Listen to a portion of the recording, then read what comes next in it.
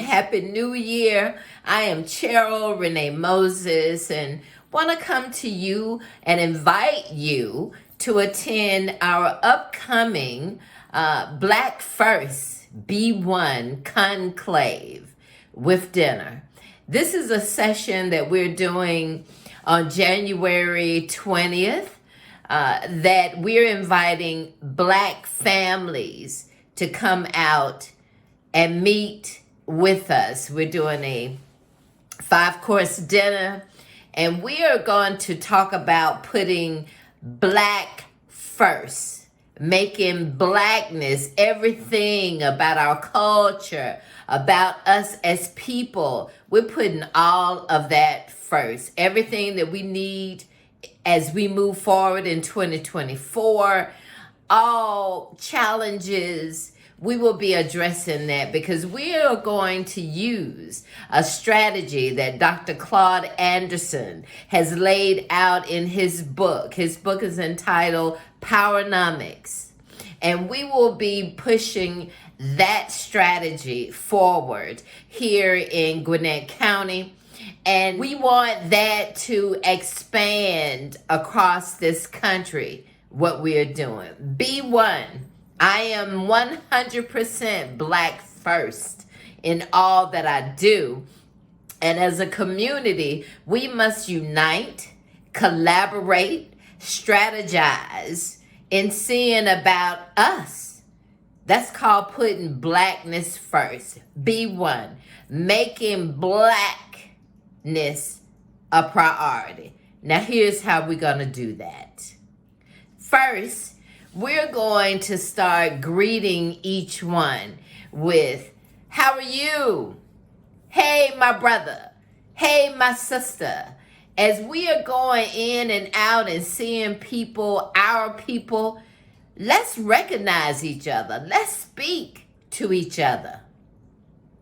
This B1 Black First Conclave is the beginning of what we are doing for 2024. 2024, our mantra is expecting and doing more in 2024. And this is us, a race of people, African American and all Blacks from the diaspora. We want to unite, collaborate, and use our Black power to see about our community.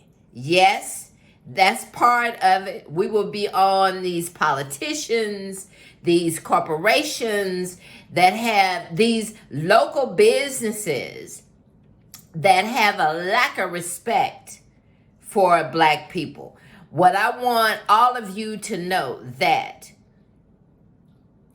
Africans are the beginning of modern day Homo sapiens. Homo sapiens, upright walking human beings. We are an African woman. Lucy is the beginning of all civilization, all humans. And with that being said, we have to step forward, take care of ourselves, our own communities, and we have to stop asking. You can't expect the oppressor, white folks, to take care of us. We can't expect that. We have to do that for ourselves. Self-sufficiency is the only way we will be able to leap over the challenges that whites put forward. Whites and non-whites, non-Blacks put forward. And we're going to make that happen in 2024. I'm Cheryl Renee Moses. I am a native of Atlanta, Georgia, a Grady baby. And I love my people. I love Black people. And I will do anything to see us prosper. And I speak power. I speak truth. I speak power as I speak truth to these folks who are currently overseeing all that we do. we men, all humans, not just in the United States, but in America, in the country, not just in the United States, not just in America, but across the globe. And I want you to understand one thing. White people make up less than 10% of the world population. I want you to marinate on that. Marinate on that. White people represent only, actually less than 10% of the world population. Over 90% of the world population are people of color. Through racism, which is white supremacy. Racism is a synonym for white supremacy. Has allowed white folks, those who classify themselves as white, to present as a majority. They've never been a majority. They've always been a minority. Second fact I want to provide to you today is that being white is a recessive gene. I'm talking about science here now. Whiteness is albinism. That's a lack of melanin. There is absolutely nothing superior about that. We talking about science. Don't take my word. You can Google it. White is albinism, meaning a lack of melanin, a lack of color. That is a recessive gene. We, black folks, see this beautiful pecan tan I'm rocking. We are the superior being based on science. And we know we're the best in anything that we do. So let's galvanize our power as black people. Use that power, particularly our buying power. We can use our buying power to shut down these non-black, non-white folks in our neighborhoods who don't respect us. We can shut that down. We can also come together so that we are a unified front. See, these folks want us to be scattered. You know, everybody setting up their own organization. Everybody doing their own thing. That's cultural conditioning to make you feel that's what you're supposed to do. We are the only race who do not move in lockstep with each other. But that's all right. That is how we've been culturally conditioned to move. But we're changing that. I'm Cheryl Renee Moses. My birth name is Moses. And it is not by chance that that is my last name.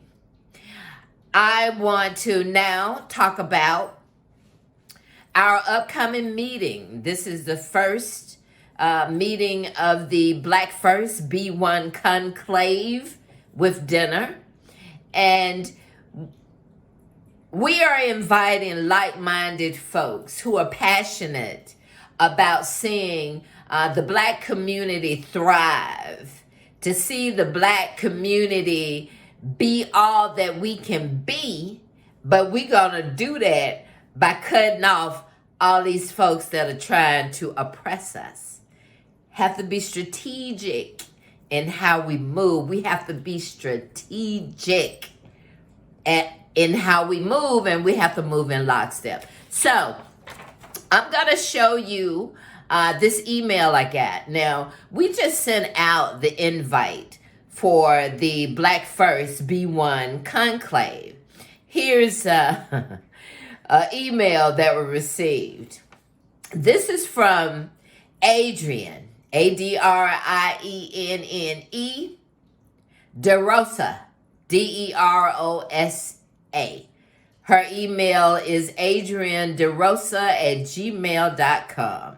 So she said she had a question about our event, Black First B1 Conclave, which we are promoting as a community event.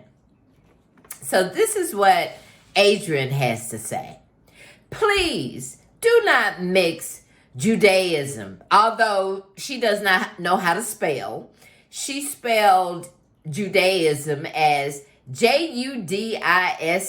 Now, first thing I would say, here, I'm just going to read it first, and then I'll come back and break down the items, the elements of her email. Let's say that. Please do not mix Judaism with racist groups aiming to segregate. I'm a Jew that has had several violent hate crimes committed against me. I've had my ribs broken and things taken from me in 2 different states by large, angry black men that I did not know, who attacked me, calling me a dumb white itch and causing me physical, mental, and emotional harm. Is this what you are promoting? If I was having a meeting to advance white power, and we have a white chamber of commerce, is that okay? You have the option to choose love. You have the option to choose equality. Again, please do not mix Judaism, because she didn't add the A, Judaism, with racist groups aimed to segregate and confuse children. Signed, a concerned community leader. So Adrian DeRosa says she is a concerned community leader. So let's break down this email. And with the work that I do, I get these type of emails all the time. But I wanted to bring this to you all because for Adrian DeRosa, in her white privilege, to send this to us about our Black First B1 conclave with dinner. So let's break it down. First of all, she spelled Judaism as Judism. Now, any religion I follow, I know how to spell it. And she used it and spelled it incorrect twice in her email to me. Now, she says, please do not mix Judaism with racist groups aiming to segregate. Segregation was brought about by white people. That segregation didn't start with black people. We don't run anything to segregate nothing. I'm a Jew that has had several violent hate crimes committed against me. Well, one thing I want to say about ADL and all of the Jewish rhetoric that we see across media and in the United States over these past months. Not going to get into the war, but I will say there are black Jews. And in all of the media, ADL, I looked on your website. There are no black Jews anywhere on your website. And in fact, I think you are anti-black. ADL, I consider you to be an anti-black organization. Because first of all, you come after anybody who disagree with your platform about Jews, yet you are anti-black yourself. There are black Jews. And there is nowhere on your website, nothing you discuss ever talks about black Jews. Let me move on. I didn't want to digress. Now, this Jew, Adrian DeRosa, says she has been attacked in different states by large, angry black men. That is such a racial microaggression just in what she wrote. Because she said they called her a dumb white itch. And say caused her physical, mental, and emotional harm. Well, if that happened, I'm sorry it did. Now, she's asking, is our event promoting this? What do you mean promoting this? There's absolutely nothing about our event that deals with anything related to harming or abusing anybody. So I'm gonna pull up our event so that I can actually just read to you all what it says. Now, this is what triggered Adrian DeRosa to write us this. Our description of the event says, Black First B1 Conclave is a family-friendly dinner meeting for the Black diaspora of Gwinnett County to come together to address the challenges we face, develop effective strategies, and execute plans for overcoming them. Hosted by Gwinnett County Black Chamber of Commerce and Black Gwinnett Magazine, each Black First B1 Conclave will feature engaging Black Power discussions, thought-provoking presentations, good food with vegan options, youth activities, and networking opportunities. Meet like-minded individuals who are passionate about having a thriving and cohesive Black community. Now, there's some additional information about, as far as the description, but this triggered Adrian DeRosa to write this email. Now, she says, it sounds like with your Black power, you seek to continue to segregate and confuse the children of the next generation. Hon, as far as I know, only white people are trying to keep history out. That is keeping the truth out for the next generation and confusing and continuing to segregate all humans. Girl, bye with your nonsense.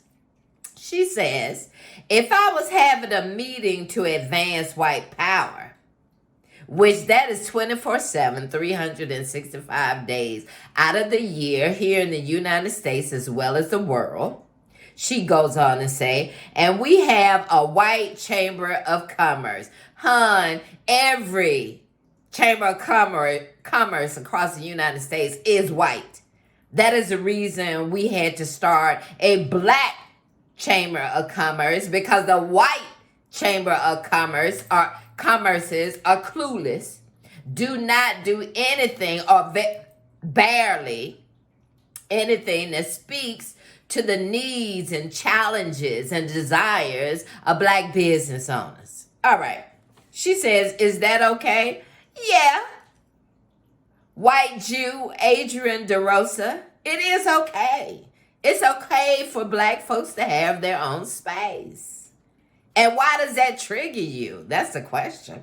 Now, she goes on to say, you have the option to choose love. You have the option to choose equality. Well, girlfriend, you might need to do a little history research. When have Jews done all of this? When have white people, because you even left the part about Jews, you started harping on whites. When have whites been a proponent of love of Black people and choosing equality for Black people? I'm waiting. Adrian DeRosa, waiting for your response to that. She says again, Please do not mix Judaism, although she can't spell it. She spells it Judism, with racist groups aimed to segregate and confuse children. This is a Karen. This is a typical white woman, thinks she has the privilege to send us this email about an event that we are doing that has absolutely nothing to do with her. Nothing. And she signs it as a concerned community leader. So, I want to invite anyone who may be in the Gwinnett area on January 20th. We are doing a Black First B1 conclave with dinner. Now, it is from 1 to 4 p.m. We're holding it at Gwinnett County Public Library, the Collins Hill branch. That is in Lawrenceville, Georgia. The information, we will be providing that in this posting. But we invite the Black community to come out, bring your family. We'll be providing materials because we are using the strategy of Powernomics of Dr. Claude Anderson as our roadmap as we finesse whiteness in 2024 as a group of people. Thank you for your time. Hope to see you at our upcoming Black First B1 conclave or any of the other meetings and events that we push forward in showcasing the excellence of Black people, the intelligence of Black people, and how we're going to use our economic and political voting power to change things in 2024, because we demand, we expect, and we are going to get much more in 2024. Peace and blessings, y'all. Ashe.